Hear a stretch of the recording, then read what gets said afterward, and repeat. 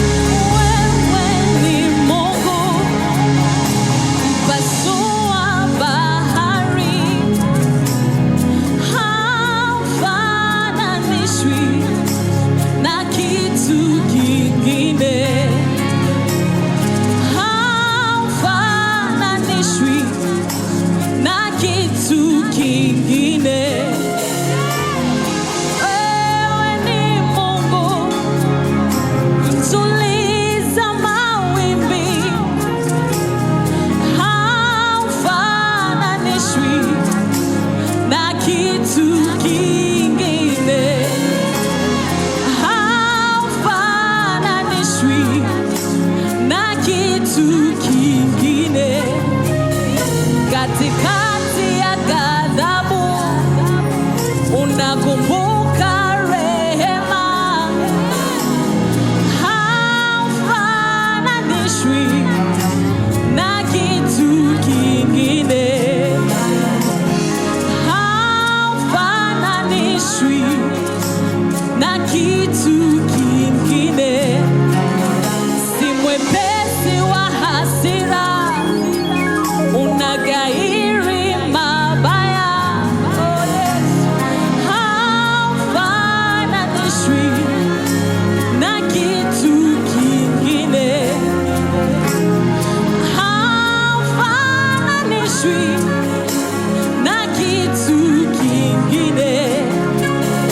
Wewe ni Mungu mwenye wivu, mtunza maagano, maana haufananishwi na kitu kingine. Wewe haufananishwi na kitu kingine. Wewe ni Mungu, pasua bahari, haufananishwi.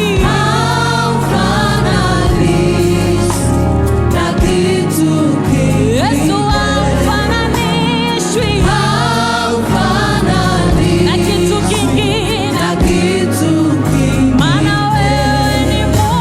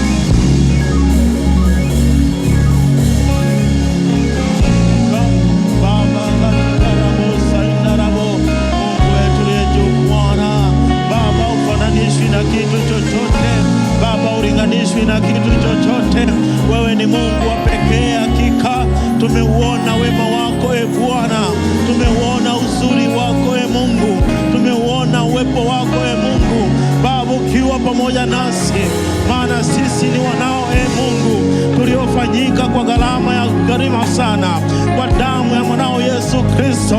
Ndio maana tuko mahali hapa Bwana, ni kwa neema wala sio kwa akili zetu. Tunakushukuru Mungu muumba mbingu na nchi, kwa upendo wako, kwa fadhili zako, kwa adhama yako, kwa rehema zako, kwa ukuu wako, kwa uwepo wako. Baba, asante kwa kutupa afya njema.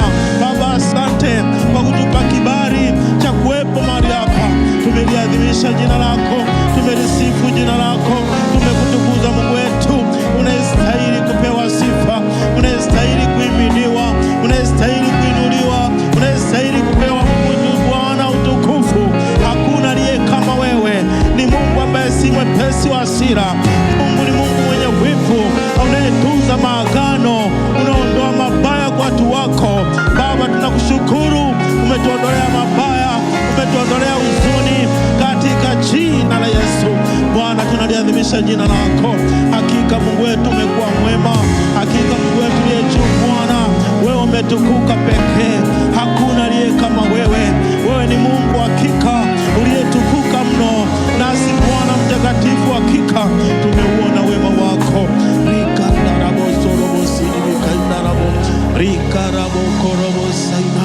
Baba mtakatifu aliye juu, hakika Mungu wetu, wewe Mungu uko katikati yetu.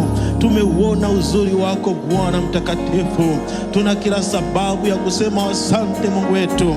Asante kwa uwepo wako ambao umekwepo katikati yetu. Asante kwa kutuhudumia Bwana mtakatifu kwa asubuhi hii ya leo Bwana. Asante kwa kuwatumia pia waimbaji wetu hawa. Mungu mtakatifu aliye juu, tunalihimidi jina lako. Hakika Bwana, sasa kwa mioyo ya shukrani mbele zako tunakushangilia Mungu wetu, tunakutukuza wewe uliyetukuka Mungu wetu. Pokea shukrani zetu, pokea shukrani zetu, pokea shukrani zetu, pokea shukrani zetu, pokea shukrani zetu, pokea shukrani zetu. Mungu uliye juu sana kuliko vitu vingine, tunakutukuza Mungu wetu, tunakutukuza kimbilio, tunakutukuza Baba yetu aliye juu. Baba asante, Baba asante Mungu wetu Yesu. Baba Mungu wetu Yesu. Hebu tumtukuze Mungu wetu kwa mema ambayo amefanya. Piga makofi mbele za Mungu. Mungu amekuwa msaada wako, Mungu amekuwa mlinzi wako, Mungu amekuwa msaada wako. Wewe una kila sababu ya kusema asante kwa sababu leo umekuwepo nyumbani mwake, sio kwa akili zako, lakini kwa neema yake Mungu wetu aliye juu. Asante sana waimbaji wetu, Mungu awabariki, wapigaji, fundi mitambo, lakini pia na wewe ambaye tumeshiriki pamoja kumtukuza Mungu wetu. Asante sana, Mungu awabariki sana. Basi ni muda tena mzuri ambao tunaenda kusogea mbele za Mungu wetu na matoleo yetu ambayo tumeandaa siku ya leo. Wengine wana sadaka, wengine wana michango mbalimbali kwa ajili ya kupanua mipaka, wengine wana umisheni, wengine wana shukrani, wengine wana marimbuko, wengine wana heshima madhabahu. Sadaka zote hizo basi tutaweka kwenye chombo kile kikubwa ambao wazee wetu wanatuwekea sasa. Lakini tunakuwa na sadaka kila Jumapili ya upendo kwa ajili ya Injili. Kama agizo kuu linavyosema, tuna kila sababu ya kutoa ili tuhubiri Injili. Utaweka basi kwenye vile vyombo vidogo. Kanisa miaka 13 ya moto wa msho. Tunamtaka Bwana na nguvu zake. Pamoja na Bwana tutatenda makuu. Mwambie jirani yako ubarikiwe kuwepo nyumbani mwa Mungu asubuhi ya leo. Kumbuka ukibariki anabarikiwa. Mwambie nakupenda. Mwambie ni mtu wa maana sana. Mwambie jina lako limeandikwa mbinguni. Kabisa kabisa, mshangilie Bwana kwa ajili yake.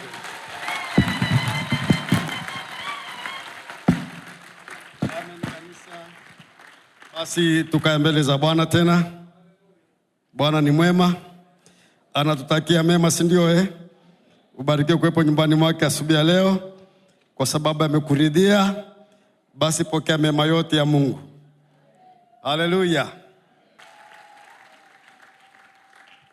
Leo ni zamu yangu. Wangapi amekuja na Biblia hiyo? Naomba unyoshe Biblia. Sio kanyosha simu. Simu sio Biblia hata siku moja. Ndugu zangu, kwa kweli nawasihi. Kuna siku ndio tamko moja kali hapa tumeshindwa kulifuatilia ili kukupa wewe mwenyewe ufanye mambo yako ya kimungu kwa hiari. Unapaswa uje kanisani na Biblia na daftari. Kwa nini? Wakati mwingine Mungu atasema na wewe kitu fulani na ukashindwa kukiandika, kumbe ni cha amesema na wewe. Mungu anaweza kutumia ibada hii yote akasema na wewe mambo ambayo ni ya muhimu sana. Kuja na Biblia, njoo na daftari na kalamu. Tusimame. Ukiwa umeshikilia Biblia yako, na mimi nakusihi kwa jina la Bwana usije ukashika simu. Simu sio Biblia tafadhali. Basi kwa pamoja tuseme, hili ni neno la Mungu. Neno la uzima. Kwa neno hili nimeokolewa. Kwa neno hili nimeponywa. Kwa neno hili na ukulia wokovu. Kwa neno hili namtumikia Mungu. Kwa neno hili napokea hekima, mafunuo na heshima itokayo kwa Mungu. Baba wa mbinguni, sema nami kupitia neno hili katika jina la Yesu. Amen. Naomba tukae sasa.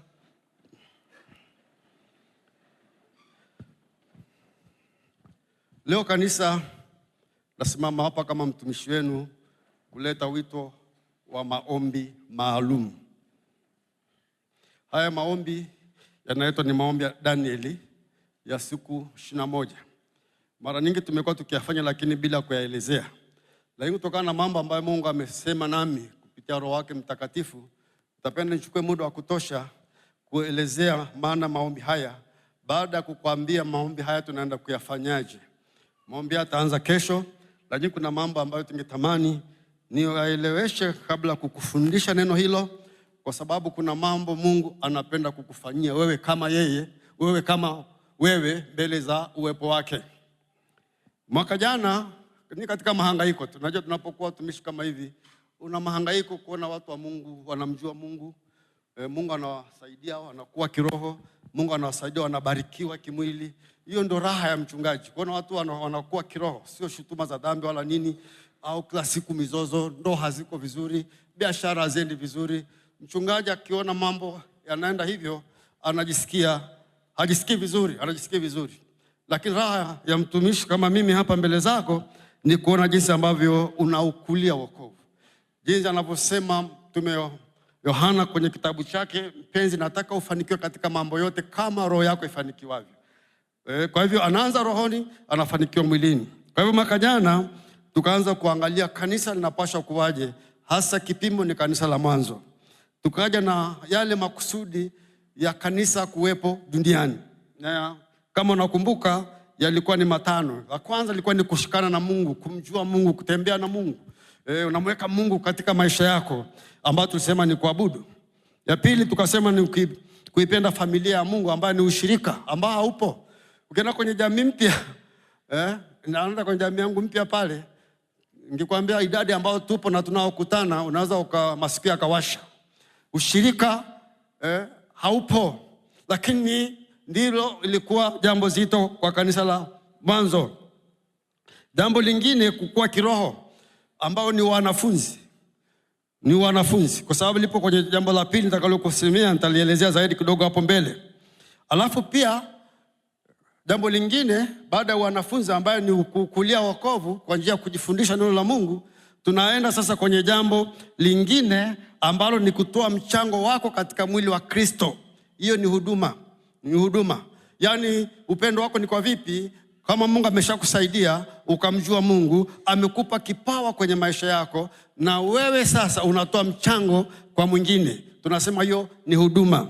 Alafu lingine ni kuambia wengine upendo wa Kristo, kuhubiri Injili. Haya ndio mambo yaliyoshika kanisa la mwanzo. Haya ndio mambo yanalishika kanisa. Kanisa liwepashwa kuwa la mwanzo na la mwisho.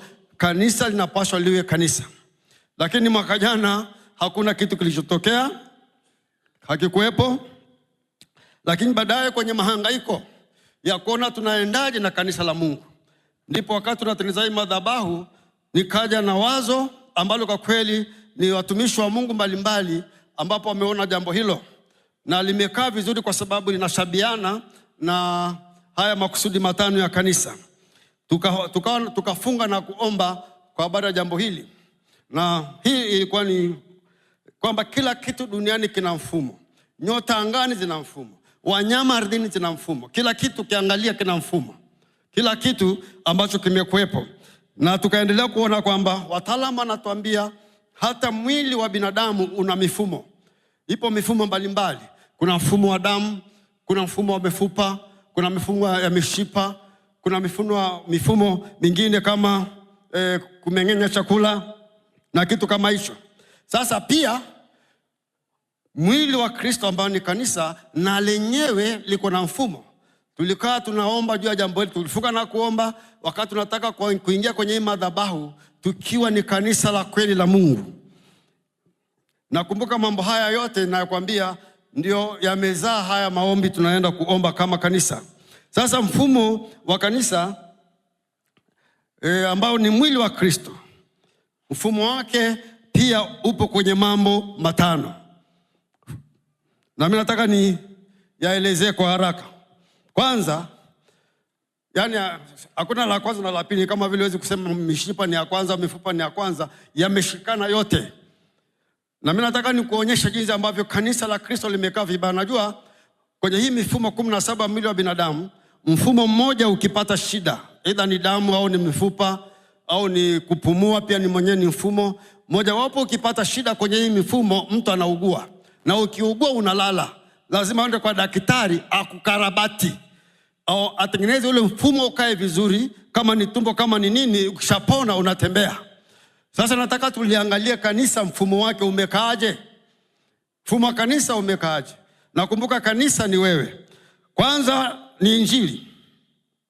Ni injili. Unahubiri injili. Hapo ulipo unahubiri injili. Kwa maana injili lazima tuihubiri kuanzia Yerusalemu, Uyahudi, Samaria na mwisho wa nchi. Na Yerusalemu yako ni pale unapokaa. Umemhubiri jirani yako. Unapofanya kazi umehubiri injili. Kanisa letu limeweka kipimo kwamba kila mwaka mshirika ulete mshirika mmoja kwa Kristo. Miaka 10 imepita, tuko 13, naingia mwaka wa 4 kwenye 13. Umewahi kumleta mtu kwa Yesu? Sasa nataka niseme kama kanisa halihubiri injili, mfumo huu ni mgonjwa. Mfumo wa pili ni maombi. Tunaomba. Tumejaribu kukazia maombi. Jumatatu wanaume wamejitahidi kweli, asante wanaume. Ni nafuu kwa mgonjwa kwa sababu wanaume akaja kuomba wanaume 32. Karibu mwenyekiti wa WWK yuko wapi? Karibu tunawazidi. Wanaume sijui mnakuwa wangapi. Wanaume akija kuomba 32 hata kama wako wangapi, hiyo kwa kweli ni unapiga hatua. Ukiita wanaume kwa maombi kama wakija 2 watatu mshukuru Mungu. Lakini sasa hivi tumeongezeka mpaka 30 na wapongeze wanaume wanakuja kuomba. Maombi mengine yote ni tatizo. Njoo alfajiri hapo, njoo mchana, njoo kwenye mkesha. Kwenye maombi yote hapa. Alhamisi tumeweka maombi ya kuombea wamissionari wetu. Mungu abariki kwa ya El Shaddai na wengine wanaokuja, lakini El Shaddai wanajitahidi sana kuja kwa wingi wao kiongozwa na mwenyekiti wao. Lakini pia tunaona Bethany mwenyekiti anajitahidi. Nitegemea hata kwa Azamu jana wangekuwepo tuombe kwa habari ya uhamisho. Hakuna. Kwa hivyo tunaposema maombi na hujashangaa kwenye Biblia, wanafunzi wa Bwana Yesu hawajaenda kuomba awafundishe kutenda miujiza au mambo alikuwa anafanya. Lakini chunguza na uone, walienda kumuomba Yesu awafundishe namna ya kuomba. Kwa nini? Watu wenye kujua walifahamu kwamba haya yote Yesu anayofanya ni kwa sababu alikuwa muombaji. Yesu alikuwa ni muombaji. Alikuwa ni mkeshaji tena mlimani. Alikuwa ni mtu wa maombi alfajiri. Alikuwa ni muombaji. Kwa hivyo mfumo mmoja wa kanisa ni kuomba. Kama kanisa liombi, na wewe ni kanisa. Kama uombi, kanisa ni gonjwa. Tunataka kuwa wakweli kwa nafsi zetu ili tukapate kupona. Jambo lingine ni wanafunzi. Wanafunzi kujifunza. Hata agizo linasema mkahubiri na kuwafundisha kushika. Kufundisha kushika ni mtu anafundishika, anakuwa. Nimekuwa nikitumia mfano, mtoto akizaliwa kama ni wa kiume anakuwa, na kipimo cha kukua ili afikie ubaba ni kubalehe. Na kisha balehe ana uwezo wa kuoa na kuzaa.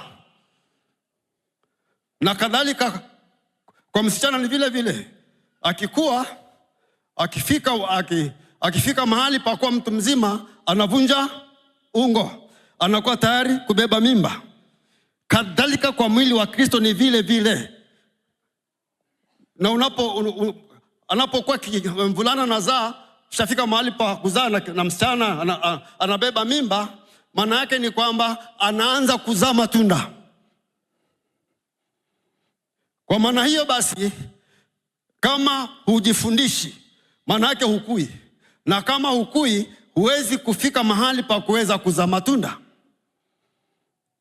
Na Mungu alisaidia kanisa kwa sababu tuna madarasa ya kufundisha wanafunzi au washirika. Baada ibada ya kwanza unapaswa wakitoka waende kwenye madarasa. Ibada hii ulipaswa kabla ya kuingia darasani uwai mapema saa nzima ufundishwe. Lakini kanisa letu kulingana na takwimu ambazo tunazo, tuna watu zaidi ya 2000, lakini wanaoingia madarasa hawafiki 300. Kanisa ni gonjwa. Na ndio maana kwamba hatuzai matunda, kwa sababu kama hukui, kama ulishi, kama ujifundishi, kama ni mahali pa kujifundisha, njoo Jumatano wangapi wanakuja?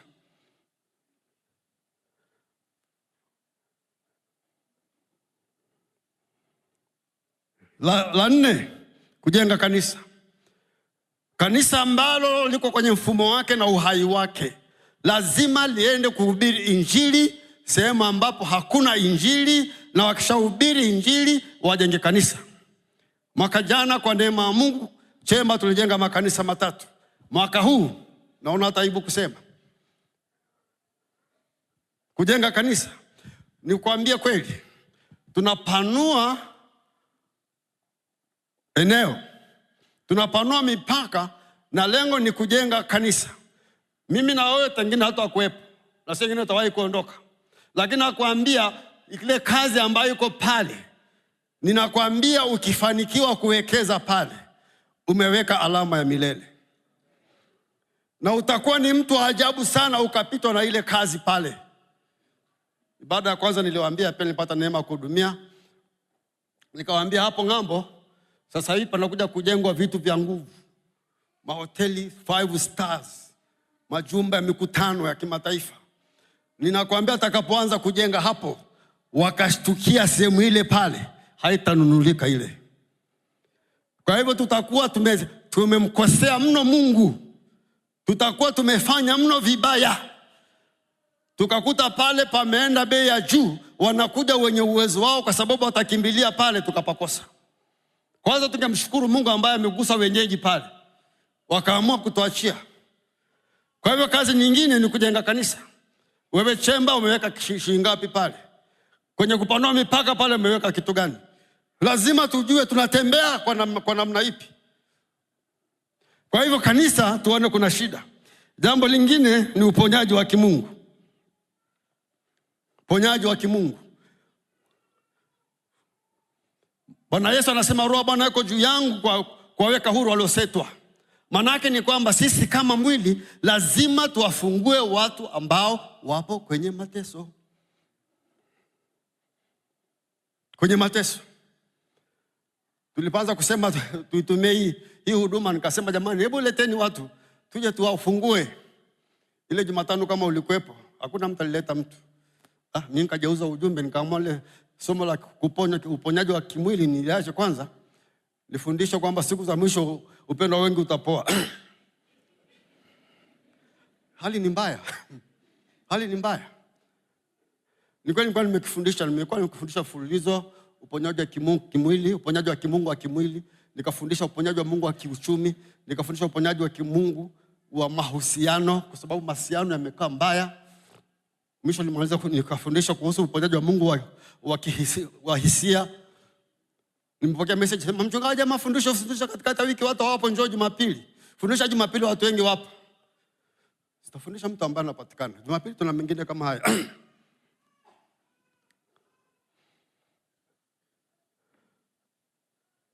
Kwa hivyo hata ile sasa kuwafungua waliosetwa, walio kwenye matatizo, hatupo kufanya hiyo kazi. Kwa hivyo tukubali, na watu wanakaa tenga, watu wanakaa bila msimamo, bila kutembea na Mungu, na kwa sababu hajielewi, akikumba kinachomkumba, anatafuta mahali pa kwenda kutabiriwa au kuombewa.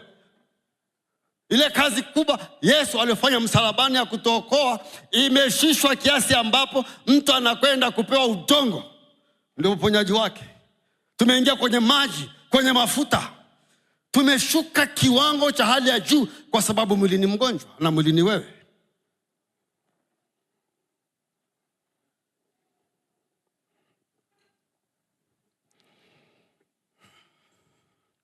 Kwa hivyo mimi ndio mambo alikuwa ananihangaisha na ananihangaisha. Ndipo Roho Mtakatifu akasema nami juu ya maombi ambayo tunaenda kujifundisha, kwamba kanisa haliko mahali pake, mfumo umeharibika, hali ni mbaya. Tuingie kwenye maombi, tumtafute Bwana. Na kama ambavyo tutakapokuwa na hayo maombi, tutakuwa na maombi wiki 3, na kila ombi lina uongozi wa Roho Mtakatifu kukurudisha wewe mahali ambapo unapaswa kuwa.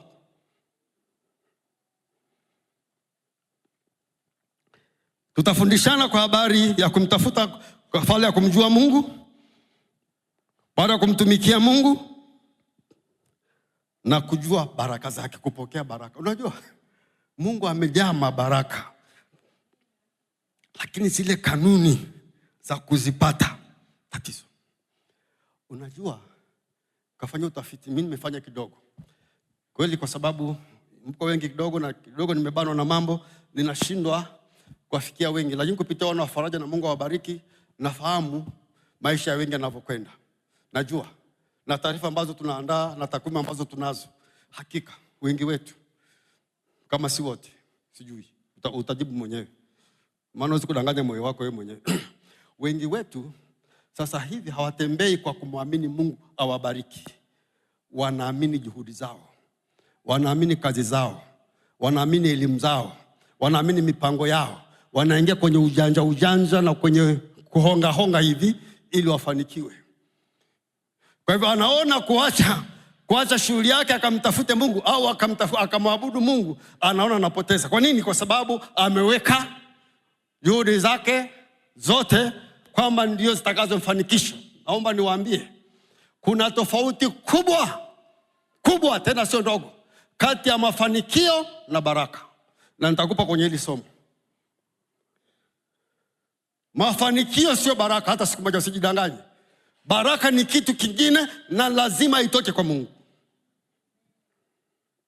Kwa maana hiyo sasa watu wanaonekana ni wa kiroho, watu wanaonekana ni wataua, lakini maandiko kulingana na Petro wa pili sura ya 3 mstari wa 5, unaonekana kama wa Mungu, unaonekana kama mtaua, lakini unakana nguvu zake.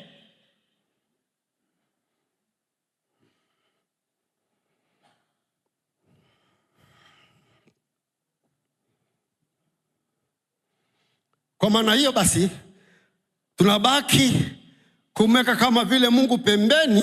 Tunatumia nguvu, elimu, fedha na njia nyingine zozote, na mara nyingine ukishamweka Mungu pembeni hutafanikiwa kwenye kufanikiwa kwako bila kutumia ujanja fulani hivi, rushwa, uongo, kudhulumu, kopa urudishi, kitu kama hicho. Na ndugu zangu, tufahamu jambo moja. Hizi ni siku za mwisho kweli. Na katika siku za mwisho tumewekwa pabaya mno. Ni mambo mawili yatakayokuwa na tawala maisha yetu. Jambo la kwanza, upendo wa wengi utapoa. Na tunasema upendo unapoa ni kwa Mungu na kwa watu. Huwezi kumpenda Mungu kaza kuwapenda watu wake. Na kama umpendi Mungu, sinaambia kwamba unapenda watu. Kama unapenda mbona washuhudia waokoke? Ungempenda Mungu, ungemjali mwenye dhambi asiende motoni, asipotee milele. Kwa siku za mwisho upendo wa wengi utapoa. Na jambo la pili, watu watapenda fedha kuliko kumpenda Mungu. Kwa hivyo fedha zako wewe au Mungu wako wewe ni fedha zako. Kitu cha kwanza wewe ni kufukuzia fedha kuliko kumtaka Mungu kwenye maisha yako. Haya ni mambo ambayo yataonekana siku za mwisho, na usipoangalia utaingia kwenye huu mtego. Najua hii sio injili maarufu, lakini lazima tuambiane ukweli. Mimi kipimo changu mbinguni ni kwamba nilikushije kwa uaminifu, na nyinyi watu wa Mungu nikawaambia yale ambayo mnapaswa kuambiwa, sio mnaopaswa kusikia. Ndipo Roho Mtakatifu akanipa jambo hili, tukashirikana na wazee na watumishi wa Mungu, akaona kwamba hakika haya maombi tuingie. Kwa maana watumishi wa Mungu, viongozi, lazima tuangishe tuko pamoja kabla ya kuja hapa, ili kwamba tuweze kupeleka jambo hili kwa pamoja. Kwa hivyo tutaenda hivi, na maombi tunazindua leo yaanze kesho.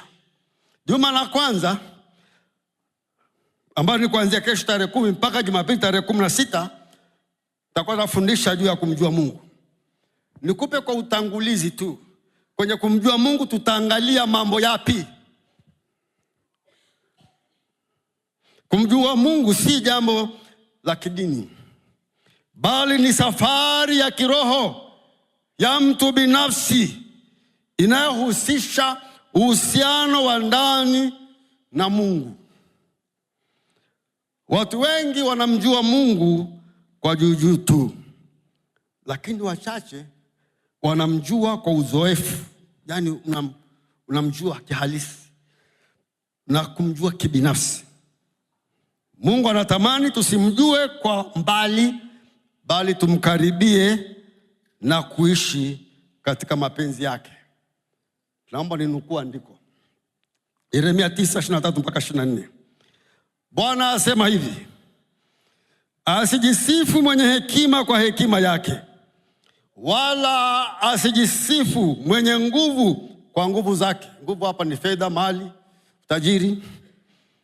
Wala tajiri, kumbe limerudiwa hapa. Wala tajiri asijisifu kwa utajiri wake, bali ajisifu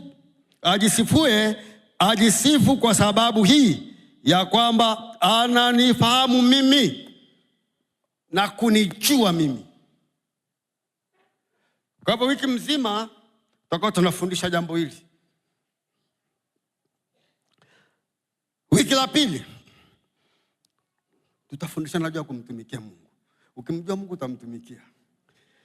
Na hiyo itakuwa ni tarehe 17 mpaka tarehe 23. Na hapa tarehe 23 tumeingiwa na jambo letu zito na kubwa la kanisa ambalo lilikuwa ni ushirika.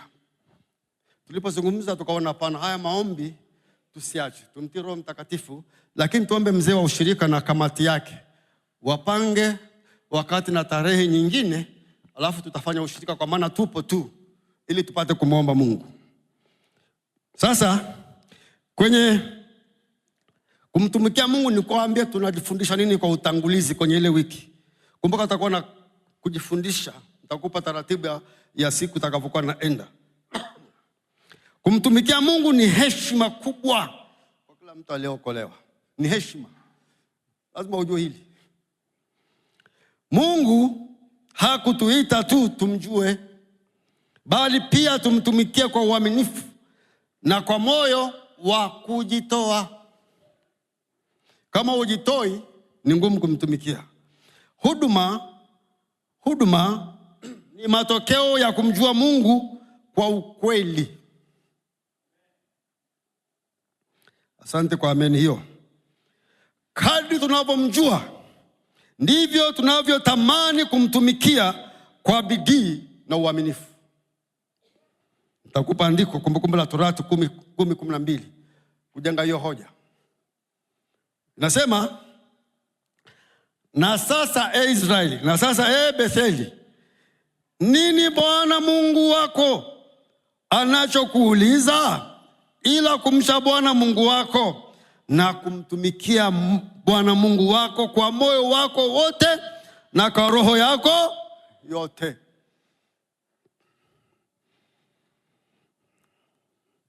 wiki la 3 tunaingia sasa kwenye baraka. Watumishi wa Mungu wapendwa, mpendwaye mbinguni, wapenda Yesu aliyewafia, wapenda Yesu amesema ameenda kuandalia mahali ili alipo nanyi muwepo, wapendwa ambaye Mungu amewachora kwenye viganga vyake. Mungu ni Mungu wa kubariki, lakini kwa sababu tumeamua kwenda na akili zetu na nguvu zetu, baraka zake utazisikia tu kule. Kama tutakuwa na wiki ya kuangalia jambo la baraka za kumtumikia Mungu. Tena wiki hii tarehe 26 mpaka 28 kutakuwa na kongamano la umisheni la jimbo. Na mimi nashukuru tumeenda pamoja. Na tumeenda aende pamoja kwa sababu tunataka tukamaliza vizuri sana lile kongamano. Linaanza saa 8 mpaka saa 11. Kwa hivyo tumeamua tusogeze masaa. Na unaweza ukajipanga tarehe 26 mpaka 28 ukaamua acha ratiba yako uingie kwenye kongamano saa 8, ikifika saa 11 tuingie kwenye maombi yetu haya, ambao tutabidi tuongeze nusu saa, tuanze 11 mpaka saa 12:30. Tuko pamoja?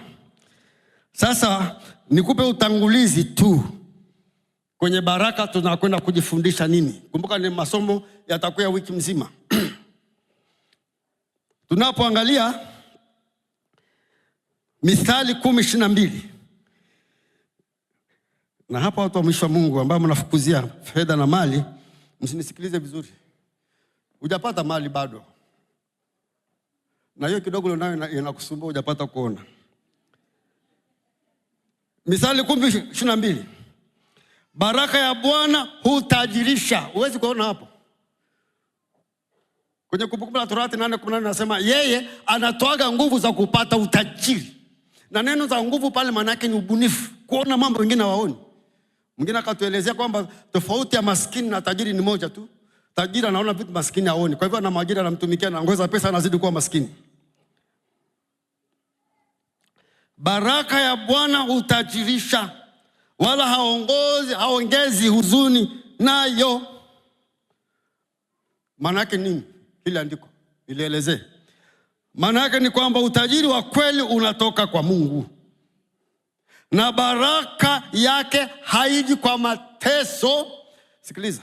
Baraka yake haiji kwa mateso, haiji kwa maumivu au kwa huzuni kama ile ya dunia.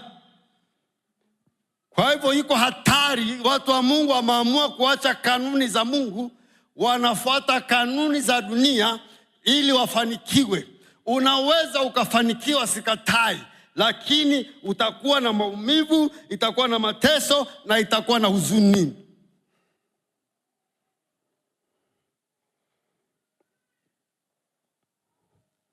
Sikiliza. Watu wanaoweza kupata mali kwa njia zao wenyewe mara nyingi huambatana na namba 1, hofu. Namba 2, mashaka. Alafu na magumu mengi. Unajua ni hivi, napofundisha umeshana nafundishaga na haya. Kama najikumbusha nilikuwa nafundisha. Kama unaweza kupata pesa, unaipata kwenye miaka 35, ukivuka 40 kama hujapata labda zikuangukie. Yaani mpaka hata kanuni huna.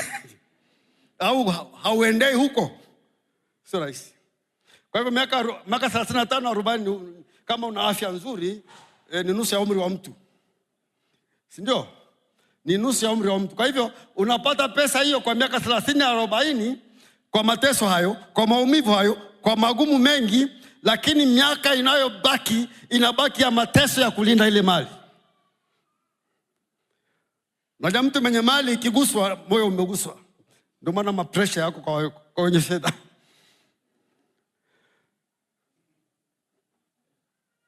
Kwa sababu anagusa, maana pesa ikishakuwa tayari kama nyama choma, kila mtu anataka kula. Kama kazi yako ni kulinda tu, unalinda huko, unalinda huko. Alafu mfumo unaharibika, unakuta nini? Masukari yanaingia.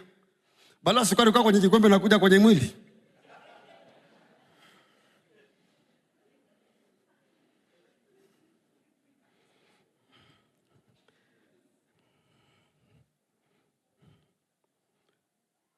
Pata kwa mateso. Na nyinyi mnaotafuta pesa mwezi mnikatalia ili kama hauko kwa Mungu. Mnayo mateso. Sasa watu wanaweza kupata mali kwa njia zao wenyewe, na nishasema hapo inaambatana na hofu, mashaka na magumu mengi. Lakini Mungu akibariki, hebu tuseme pamoja, lakini Mungu akibariki. Sema tena, lakini Mungu akibariki. Ongeza sauti kidogo, lakini Mungu akibariki. Niache mimi nimalizie. Anatoa amani pamoja na mali. Mungu akibariki. Kwa sababu utajiri huo unajengwa juu ya uaminifu na rehema zake Mungu. Mpe Mungu tukufu kama unapenda.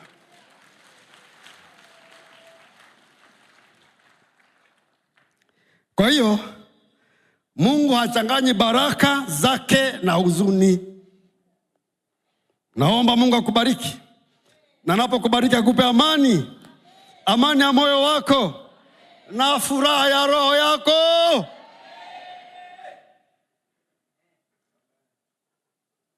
Ndio maana tunataka hii wiki tujifundishe haya mambo. Baraka za Mungu. Hapa nakupa utangulizi tu. Tutaingia ndani ujue kweli Mungu wa mbinguni anayekupenda akakuokoa. Baada ya kwanza nikasema jinsi ambavyo napenda kukumbusha mambo haya jamani. Lazima tuyajue.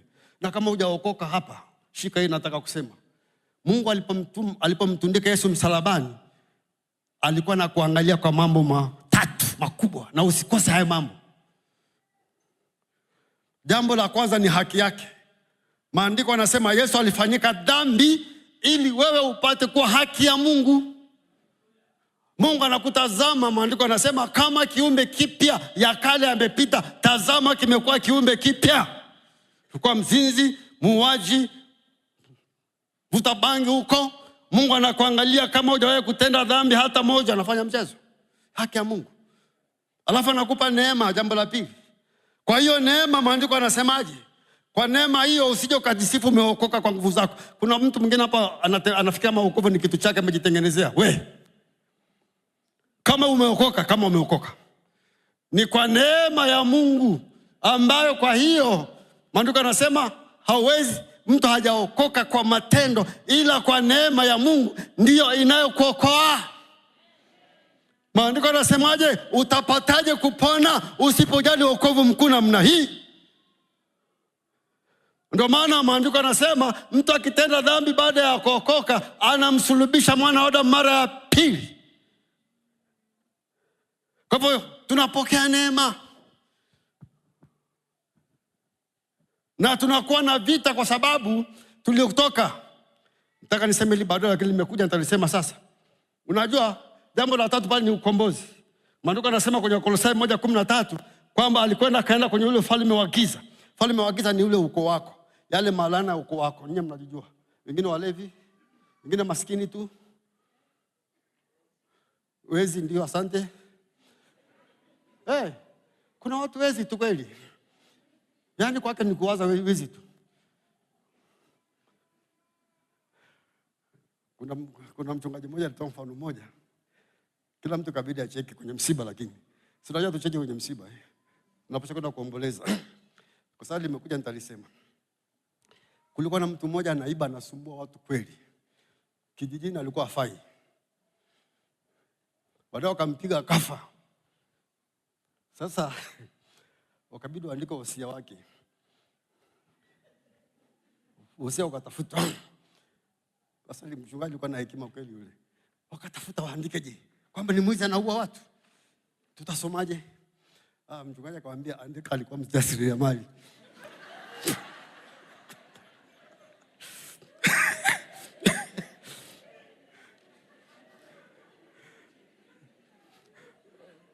Ule aliposema ni mwizi ngakumbuka huo mfano.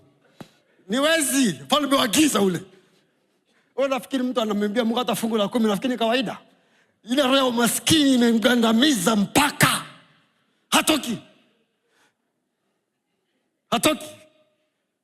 Yaani asinuse kabisa baraka za Mungu. Na akianza kutoa shetani atampiga kweli kweli. Mpaka hakikisha anafanya kwa imani, anafanya mchezo. Unafikiri mtu kaza kutoa fungu la 10 unabarikiwa?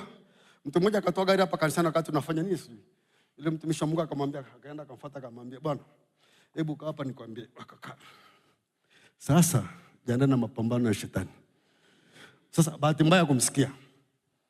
Leo hayuko kwenye wokovu. Vita. Unajua kwa nini mnaenda kwenye ministry wanawaambia mambo rahisi.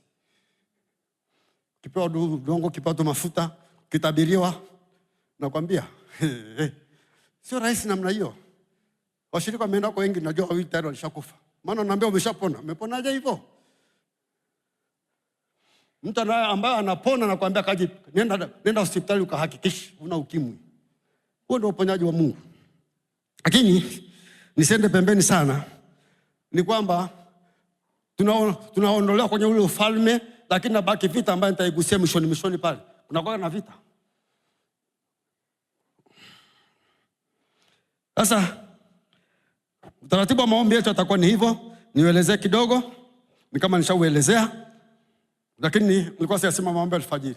Maombi alfajiri, tutazungumza na fundi mitambo na kizekana hawa waimbaji wetu, Mungu awasaidie. Tuwe na maombi alfajiri yenye uhai.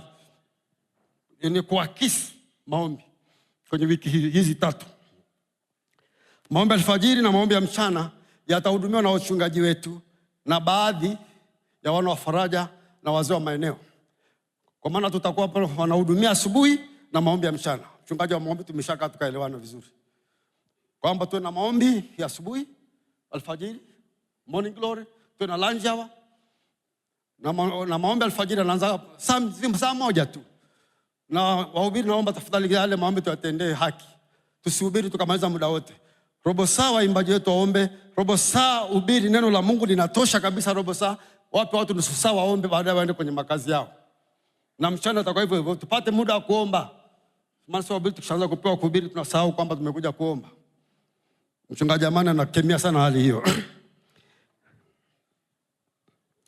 Sasa baada ya maelezo yangu hapo juu na kukuambia hizo wiki zitakuwaje, tuna maombi haya tunaita ya Danieli, mara nyingi tunayatangaza hatuyaelezi. Ningetamani uelewe haya maombi maana yake na vigezo vyake. Haya maombi yalikuwa na siku ya 21. Ndio maana tumepata kanuni pale.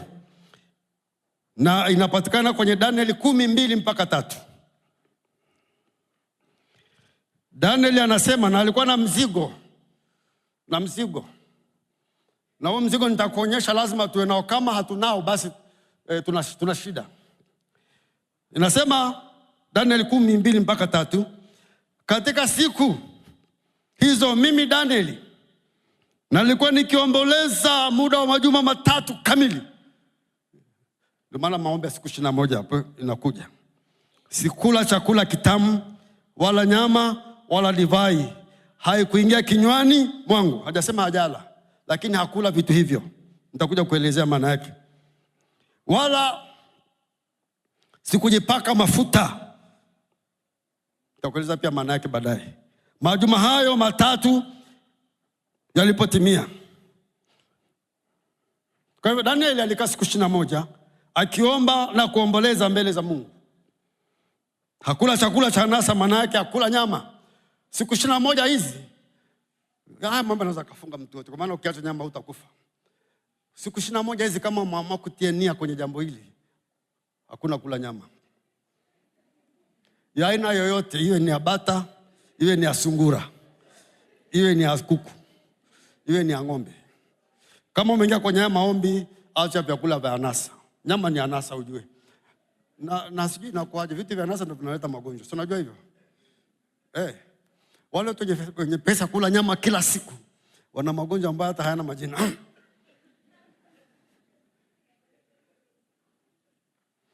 Lakini wewe msikilize mtu ambaye anaisha mchicha sana sana maharage. Na hana hela kugoboa mahindi. Anakula mahindi hivyo hivyo, anakoboa hivyo hivyo, anasafisha, kisha kauka ndio safisha. Kwake hamna kisukari wala pressure.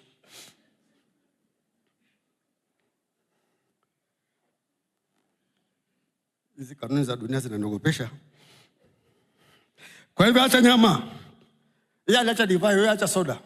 Kwanza soda ni ugonjwa. Wanasema ile Coca-Cola moja kuna vijiko 14 vya sukari. Sasa ukinywa soda kila siku, hiyo sukari itakaa wapi?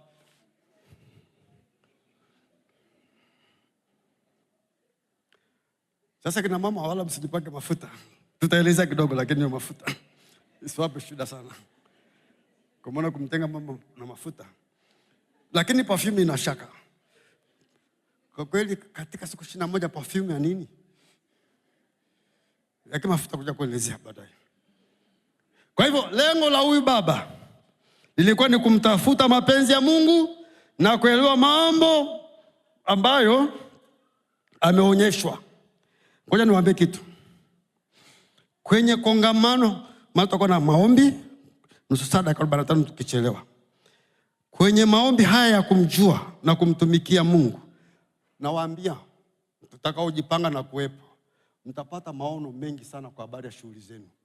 Kama ni biashara, kama ni kufuga, kama ni kulima, kama ni elimu ya juu, kama ni kazini kwako, Mungu atakupa vitu, maono.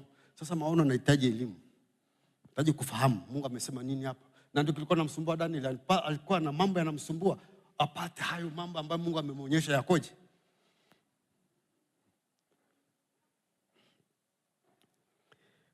Kwa nini afunge? Sababu kwanza nataka nikwambie, Daniel hakufunga kwa ajili yake mwenyewe. Sio muombe kibinafsi, bali kwa ajili ya taifa lake. Na hapa taifa linatuhusu kwa namna mbili. Linahusu kanisa. Kanisa. Nimeelezea mambo yale matano juu ya mfumo. Nishakwambia kanisa ni gonjwa. Na utakapofunga kuna mambo Mungu atakuonyesha. Kuna watu hapa wanasema hili kanisa liko hivi. Unasikia mtu kanisa hili, kanisa hili, kanisa hili, kanisa hili. Na yuko mumu. Si wewe ni moja hiyo? Umeshaomba? Ushamfuata huyo mtu anasema kanisa hili ukamsaidia? Wewe ndio chanzo cha hilo tatizo hata. Kwa hivyo Mungu atafunua mambo ndani ya kanisa letu, na kwa sababu tumenyenyekea mbele za Mungu, tutakachofanya ni toba na kuomba Mungu rehema kwa ajili ya kanisa letu. Alafu taifa letu. Nani aliwahi kuota Tanzania ingeingia kwenye machafuko haya? Tulikuwa tunaambia wajinga makondoo Tanzania mnaonewa mfani kitu, lakini angalia Watanzania walivyotoka. Sisifii hiyo. Nasifia ile roho ya kuangamiza taifa. Sisifii roho ya kuangamiza taifa, lakini nasema ni ile roho iliyokuwepo. Hata baada kwanza nikasema vijana hawaogopi polisi, wanatembea kwenda kupambana na polisi. Mmoja anapigwa risasi, wao wanaendelea mbele. Tunacheka msiba. Tunacheka msiba. Tungefika hapo. Lazima kuna tatizo ndani ya hili taifa. Na kwenye maombi utafunduliwa ni viongozi wetu, ni sisi wenyewe, au ni kitu gani. Nataka niseme. Ibada kwanza nataka niseme, lakini sikuruhusiwa kusema. Ni sawa niseme. Sio kama nilinyima na mtu. Ni kwamba ikiwa kikombe cha Tanzania kimejaa, yani uovu wake umejaa, tusishangae mambo ya Rwanda na Burundi. Kama tumefika mahali kikombe shikajaa. Kitabu kimoja cha Lazaro, napasha na mimi kinuni nikakisoma, sijakisoma bado, hukumu ya Tanzania. Ile baba alikuwa anaona mafunuo makubwa sana. Kwa hivyo kuna haja ya kuomba kwa habari ya kanisa letu la mahali pamoja, kanisa la nchi. Kijana wetu Amani mchungaji amebebeshwa jambo zito sana, sio jambo dogo. Tunasema mjo muombe au misheni, mnaenda nyumbani. Mnalala nyumbani. Taifa linahitaji maombi. Niseme tu hivyo. Tunahitaji maombi. Kikombe chake kikijaa itakuwa ngumu sana. Kwa maana hayo waliofanya hatujui wameenda wapi. Na jambo la ajabu ni hivi. Hao vijana wanaitwa Gen Z. Hawana kiongozi, hawana chama. Wanazuka tu. Mtu hivyo ni hatari sana. Utamjua yuko wapi?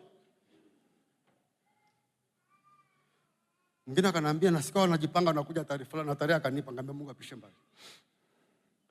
Tuombe. Utaacha kuja sio? Alafu kwa sababu ya kazi yako ikipigwa na yenyewe utakuwa na kazi. Chungaji tuambia tumekana siku 3 hapo tuna mtandao. Unakupigwa na hivi, wamekaa nyumbani. Hali ikiwa mbaya, Watanzania tujui vita. Vita kija hapa utakimbilia wapi? Hatujui, wenzetu wamezoea. Sisi hatujazoea vita. Sikia mambo ya Somalia pale. Tafadhali, kama unaweza ukatengeneza muda kwa jambo la maana, usiache kutengeneza muda kwa ajili ya jambo hili zito ambalo Roho Mtakatifu amelileta ndani ya kanisa lake.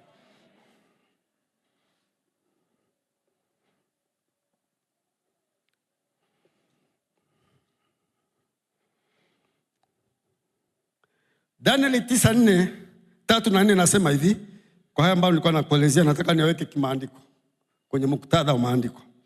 Nikazielekeza nyuso zangu zikawa nyuso moja na kwaje nyuso zangu. Nikazielekeza nyuso zangu kwa Bwana Mungu, nimtafute kwa maombi, nimtafute kwa dua, kufunga na kuvaa gunia na majivu. Kwenye maombi haya kama nilivyosema, kuna mambo mengi Mungu atapenda kusema na kanisa lake. Na kanisa lake ni wewe. Ni wewe. Tumekimbia sana huko na huko kwenda kuwekewa mikono, lakini nakwambia haisaidii. Haitasaidia. Na kutabiriwa haisaidii. Tatizo liko huku.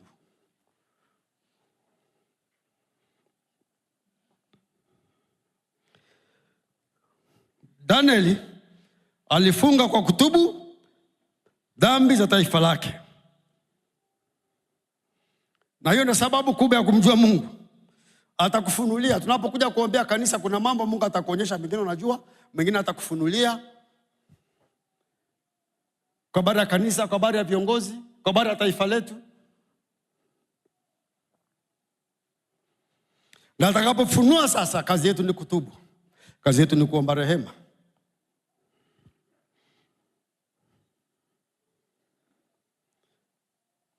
Niongeze kitu hapo kwamba maombi haya ataleta ufunuo kutoka kwa Mungu. Maombi haya yatakupa kuelewa kile ambacho Mungu ataanza kukuelekeza, aidha kwa mafanikio yako sasa ya baraka zake. Ndivyo ilivyotoka tunafanya umisheni kwa bidii hapa. Mungu wa vijana wetu hapa, Mungu aliwafunulia vitu, kaanza kufanya vitu. Mpaka tukaanza kuitwa kanisa la matajiri. Sijui kama ile lugha bado ipo imebadilika, sijui. Kwa sababu watu walikuwa wanabarikiwa kama kutumikia Mungu. Kwa umisheni, kwa kutoa kwa umisheni. Lakini wakati ule tulikosea formula, tukaanza Yerusalemu.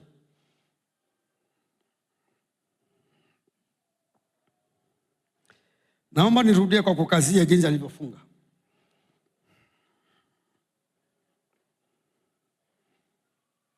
Na kazia kwamba hakula nyama, hakula vyakula vya anasa, hakunywa divai. Hivyo ndivyo vitu kusterehesha. Kama kuna kitu na kunywa unasikia kutarehe, hicho kiache. Wewe utajua mwenyewe. Lakini na usile sana pia. Hakujipaka mafuta, nilikwambia nitakwambia. Hii ni ishara ya unyenyekevu.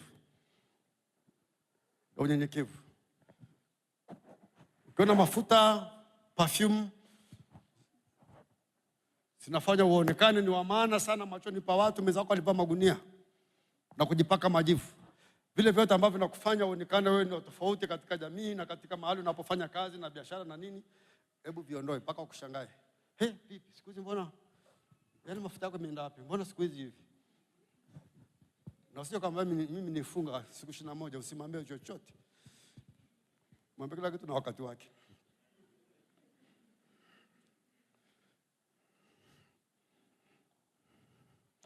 Alitumia muda wote kwa toba. Tukiingia kwenye maombi tukaanza kumjua Mungu, utapata mambo mengi ya kutubu.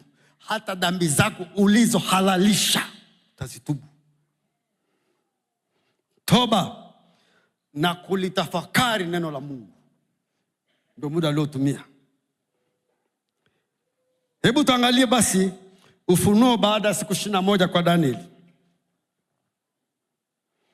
Baada ya siku 21 kufunga, malaika Gabriel alimjia Danieli na kusema, na nukuu, Danieli 10:12 mpaka 13.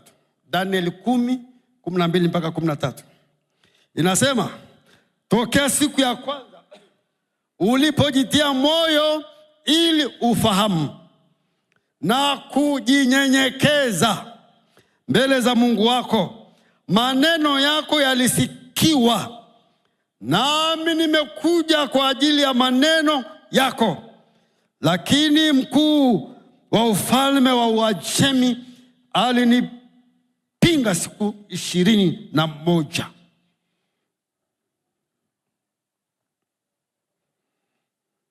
Hii inaonyesha nini?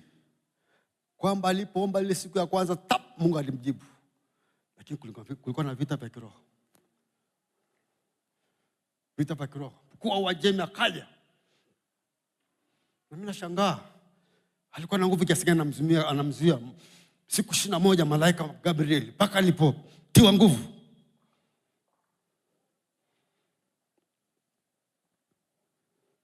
Sasa mtumishi wa Mungu unayependwa sana na Mungu, umeandikwa majina yako mbinguni.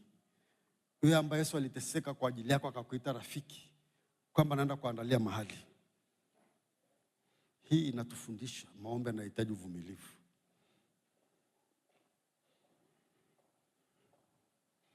Mungu anasikia maombi, lakini wakati mwingine kuna vita. Nilikuwa nasema ile vita ningeisemea hapa, nirudi niseme tu kwa haraka nipite. Kule ulikotoka kwenye ufalme wa giza kule, siku zote shetani haamini kwamba umeokoka ujue. Anajua baba yako alikuwaje, huko zenu zinakuaje, hata wakisoma wanaharibikiwaje, familia zinakuaje.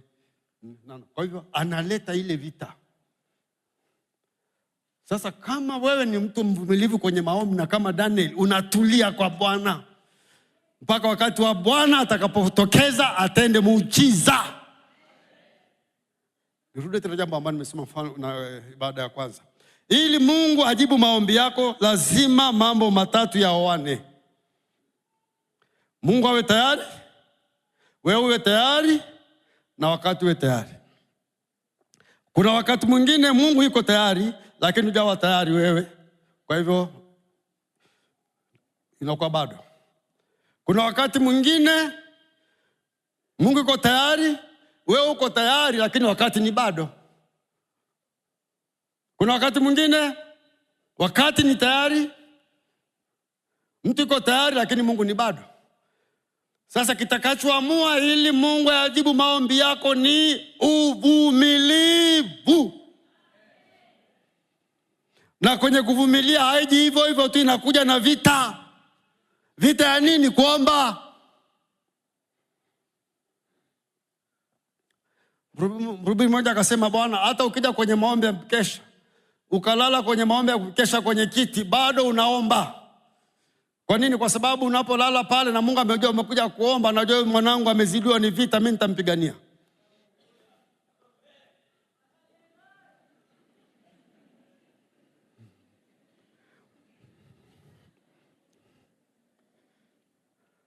Ndio maana maombi ni vita. Maombi ni vita, ndugu zangu, nikwambie. Na umeshindwa kwa sababu maombi yamekushinda. Umeshindwa kwenye darasa la maombi.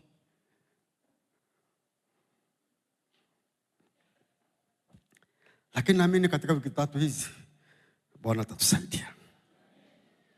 Sasa nataka nimalize mambo 2 matatu kwa ajili yetu leo. Tunafanya application sisi. Ilikuwa ni Daniel, lakini Mungu ameruhusu andiko tusome leo. Kwa sababu ya nini? Kumbuka tunazungumza kwa habari ya roho bora. Nilianza kusema hivi, roho bora iko kwa Daniel, ndio tulijifundisha ile andiko pale. Lakini roho bora hii tu kwa sababu nakiri roho bora, excellent spirit. Nafikiri kwani nimeshaingia. Sangine tu kuna ukasuku tu. Lakini njoo tuingie sasa kwenye kutengeneza roho bora. Ni kwenye maombi kama haya. Wiki 3 zitakuwa ni wiki za mapambano mpaka Mungu aingilie kati kama alifanya Daniel. Mambo tunayojifundisha. La kwanza, kujinyenyekeza mbele za Mungu. Funga sio njia ya kumlazimisha Mungu hata kidogo, bali ya kutengeneza moyo mnyenyekevu unaosikia sauti yake Mungu. Hatumlazimishi, lakini unatengeneza moyo wako. Unyenyekevu wako unakusaidia, kutengeneza kiasi unafika mahali Mungu anasema na unasikia. La pili, kusafishwa kiroho. Unapounyima mwili anasa zake, roho yako inakuwa sikivu zaidi kwa Mungu. Vita vya kiroho tuliambiwa siku ya kwanza ameshajibiwa. Lakini siku nyingine zote 21 au 20 zilizobaki, vita vya malaika. Vivyo hivi leo, funga ni silaha ya ushindi katika mapambano ya kiroho. Zile nguvu ambazo zinakugandamiza, sijajua unagandamiza wapi, kwenye biashara, kwenye umaskini, utoki. Nami najua kuna watu wana mahangaiko na shughuli zao. Nami najua kuna watu ambao wanazuiliwa hata kupandishwa vyeo mahali pao pa kazi. Nami najua kuna ndoa zina vurugu, sio mama tu na tatizo, sio mume wako na tatizo, iko vita. Shetani hataki ukae kwenye ile ndoa.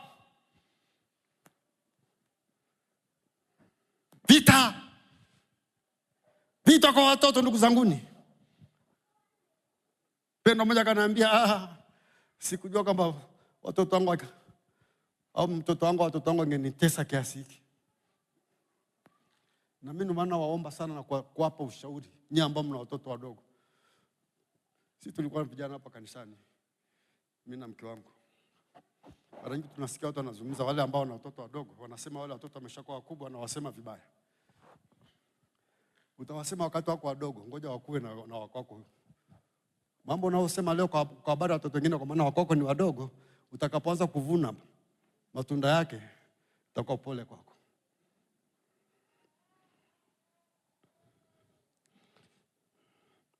La nne, uvumilivu katika maombi.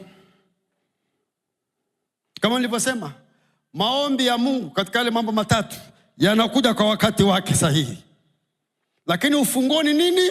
Ni kuvumilia.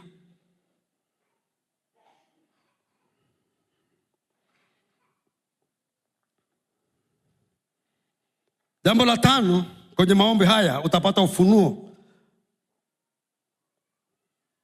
Utapata ufunuo na mwanga wa mambo mapya. Baada ya siku 21, Daniel alipata ufunuo wa mpaka siku za mwisho. Tuna juma 70 za Daniel ambazo zinazungumza kuanzia sasa na wakati wa kanisa mpaka siku za mwisho kabisa. Alipata ufunuo. Na wewe mambo yako Mungu atafunua.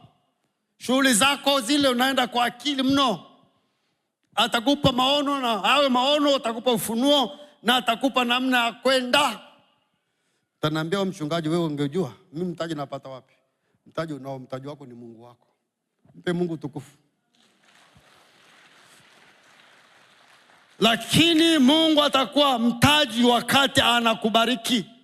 Si wakati unatumia ujanja na mbinu zako na akili yako na kumuibia sehemu yake ya 10, alafu ndio aje akubariki. Mungu akiamua kukubariki, yeye ndio anakuwa mtaji wako na utashangaa tu. Na mimi nasikitika mno kwa mtu yule ambaye Mungu amembariki, lakini ameacha kutembea na ule Mungu aendelee kuenda juu, anakimbilia ile mafanikio aliyopata, anaanza kumsumbua na kumtoa kwa Mungu. Pole kwake. Sasa jiandae kwa ajili ya maombi ya kesho, naenda kumaliza. Jiandae kwa maombi ya siku 21. Omba Mungu akupe nguvu. Omba Mungu akupe unyenyekevu. Omba Mungu akupe kusudi sahihi. Weka nia safi. Naomba nikwambie, usifunge uonekane unafunga. Sio mashindano haya. Hatushindani. Usione umeacha chakula, kwa maana unaweza ukafunga hata kuta mzima. Kufunga masaa 12 sio kitu kikubwa. Kama unalemea, maana nataka haya maombi kila mtu ashiriki, useme mimi sijui kufunga. Hata wewe ambao hujaanza kufunga utafunga tu. Lakini masaa 12 sio tatizo mbona? Lakini si mashindano. Lakini hapa ni kujenga mahusiano yetu na Mungu. Ushindani na mtu. Hatutaji kuona wewe unafunga sana. Sio lengo letu hapa. Ni wewe kugombana na nafsi yako na kimwili chako na mambo yako ili kujenga mahusiano yako na Mungu. Hilo la msingi zaidi kuliko kila kitu chochote.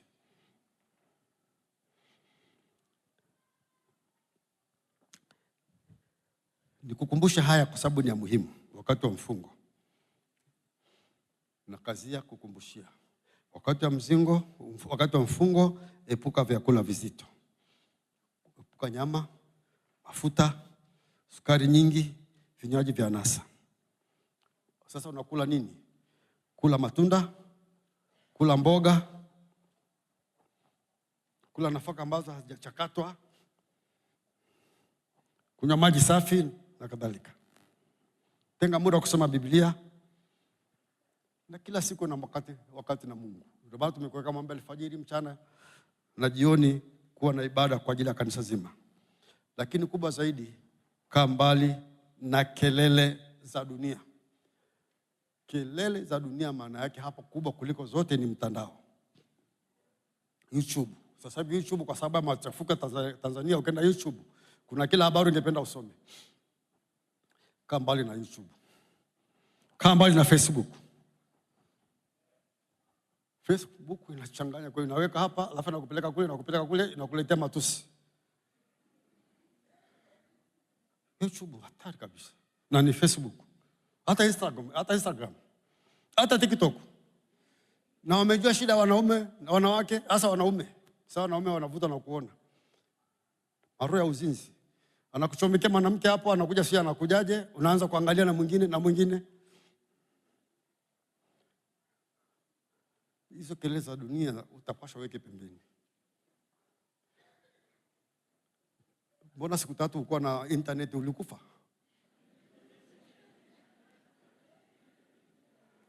Nani alikufa kwa sababu hamna internet? Lakini kwa sababu ya mambo yako yale, kila saa unaangalia internet imerudi. Hakuna cha maana unafuata huko, njoo mtafute Mungu. Bwana akikusaidia ni majibu kwenye mambo yote. Bwana akikusaidia, unamhitaji Mungu kuliko kitu chochote kwenye maisha yako. Baada ya mfungo sasa, shukuru Mungu kwa kila alichofanya. Mungu atafanya kitu na kuambia. Baada ya maombi haya, Betheli haitakuwa kawaida. Na nini mahangaiko ya kutaka kulirudisha kanisa kama kanisa la mwanzo. Tutarudi pale kanisa lilipokuwa na tutashangaa jinsi ambavyo Mungu atakwenda kutubariki. Endelea kunyenyekea na kuwa mtii wa kiroho mbele za Bwana. Mungu atafanya mambo yasiyokuwa ya kawaida. Mungu anakujali. Mungu anakufahamu. Mungu anajua mambo uliyopitia. Mungu anakuhurumia kuliko unavyojihurumia. Mungu anao mpango bora kwa ajili ya maisha yako. Mungu amekusudia kufungulia mlango. Mungu amejitolea kuwa ni mtaji kwako. Mungu atafungua mlango na akifungua hakuna wa kufunga. Yeye atafungua njia pasipo njia. Yeye anakujua kulala kwako na kuinuka kwako. Anajua machozi yako. Anachotaka ni kwamba aseme na moyo wako. Umjue na umtumikie. Aanze kuachilia baraka. Achilie baraka. Achilie baraka kwenye maisha yako. Kwa mke wako, kwa mume wako, kwa watoto wako, kwa wazazi wako, hata kwa familia yako yote achilie baraka. Kwa maana amekusudia kukubariki Mungu wetu. Amekusudia kukubariki. Lakini lazima tujitoe kumfahamu. Tujitoe, tushamfahamu, tumtumikie. Ndipo hii baraka ninayosema mbele zako na kukutamkia itakapokuwa ni fungu lako. Hebu mpe Mungu tukufu. Simama. Naomba tusimame tukamalize.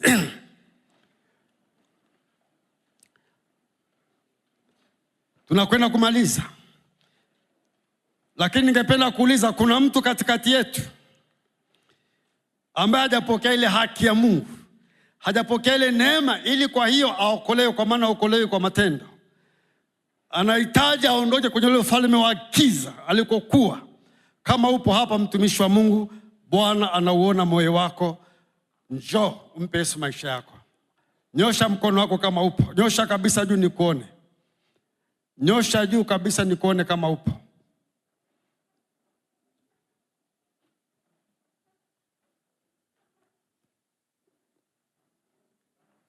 Sijaona mkono bado, lakini nataka tukaombeane sisi kwa sisi.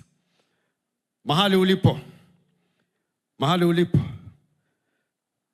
kuna jambo ambalo ningetaka Mungu akusaidie. Hata kuwa kwenye haya maombi ni kusaidiwa na Mungu. Kesho tunapoanza, ni mgonjwa, Mungu anaponya. Ndugu yangu, anaponya kabisa. Hapa atakuponya. Unajaribu lolote kwenye maisha yako, yeye atakusaidia. Nataka niombe sasa kwa yeyote ambaye anajaribu na jambo zito kwenye maisha yake.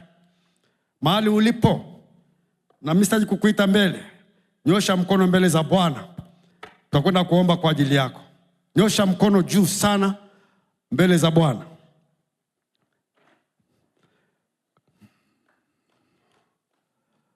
Nyinyi sijaona, tutawahudumia baadaye. Tutaendelea na mambo mengine. Waweke tu hapo. Waketishe tu kwenye viti hapo. Hapo nyuma mahali fulani. Tutakuja kuwahudumia baadaye.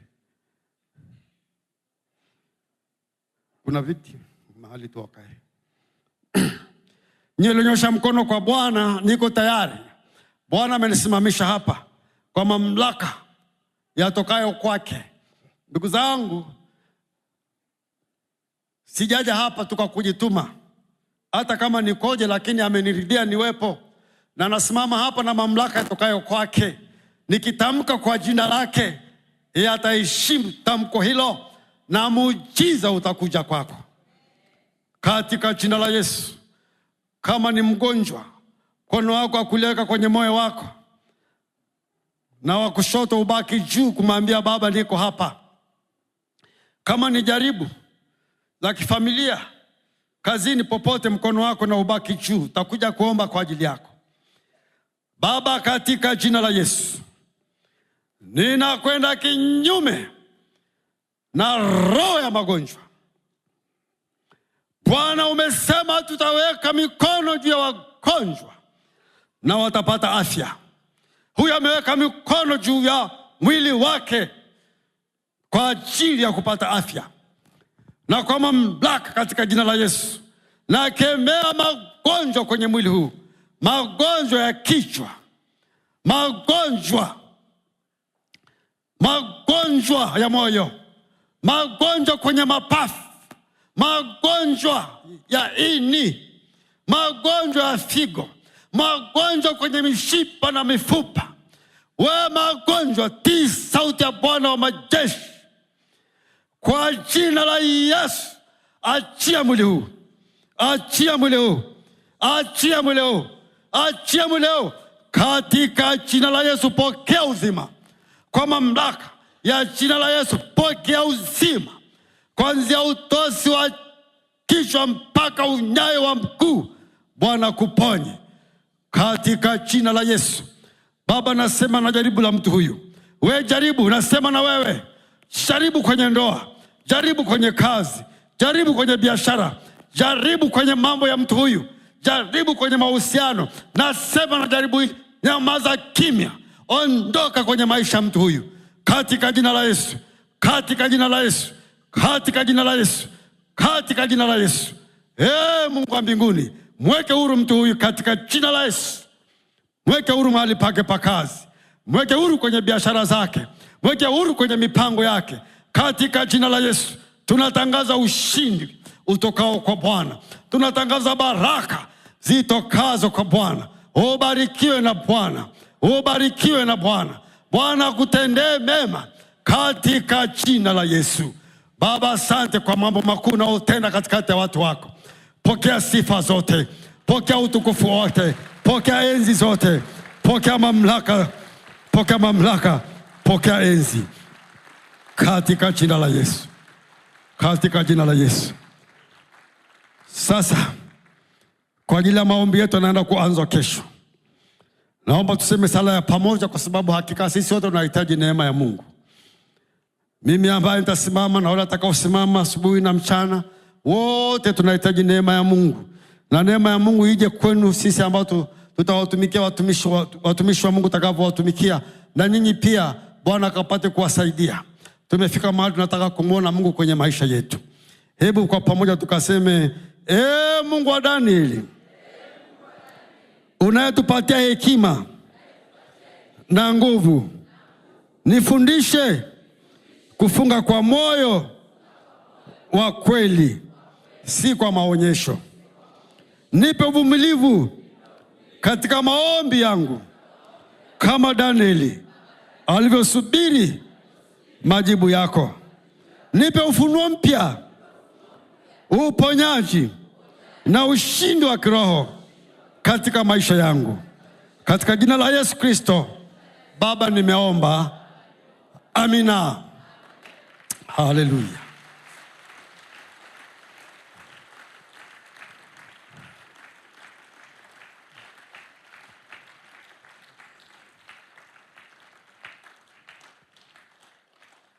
Na sasa, kwa mamlaka niliyopewa kama mtumishi wa Mungu ndani ya kanisa hili, natamka maombi yetu ya siku 21 kuanzia kesho tunayazindua kwa jina la Baba na la Mwana na la Roho Mtakatifu, na tuseme wote amen.